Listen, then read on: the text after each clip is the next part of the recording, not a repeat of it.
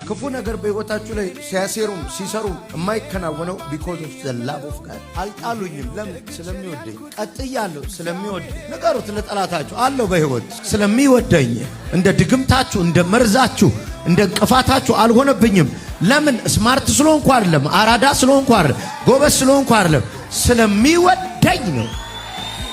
ከኔ አጌንስት በሆኑ ሰልፎች ውስጥ አይገባም። አንድ ቃል አንብብላችሁ አንድ ዮሐንስ ምዕራፍ 4 ቁጥር 16 ስለዚህ እግዚአብሔር ለኛ ያለውን ፍቅር እናውቃለን በፍቅሩም አምነናል። እግዚአብሔር ፍቅር ነው። በፍቅር የሚኖር በእግዚአብሔር ይኖራል፣ እግዚአብሔር በእርሱ ይኖራል። ፍቅሩን እናምናል፣ ፍቅሩን እናውቃለን። የትኛው ኢነሚ መጥቶ የእግዚአብሔር ፍቅር ዳውት እንዳረጋ በለዓምን ሳየው የፍቅሩን ጅራፍ ለኔ ያለው ፍቅር እዛ ሰፈር ጅራፍ እንደሆነ ሰልፍ ሲበዛብኝ ጠላቶቼ ሲበዙ ውጊያው ሲጠነክርብኝ የፍቅሩ ጥርጣሬ ውስጥ አልገባም። ፍቅሩን እናውቀዋለን፣ ደግሞ ፍቅሩን እናምናለን።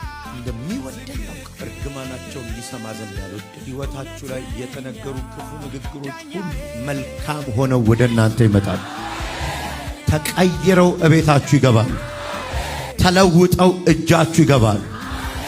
ኪሳራ ወደ በረከት፣ ሐዘን ወደ ሳቅ፣ ውርደት ወደ ደስታ እየተለወጠ ወደ እናንተ ይመጣል።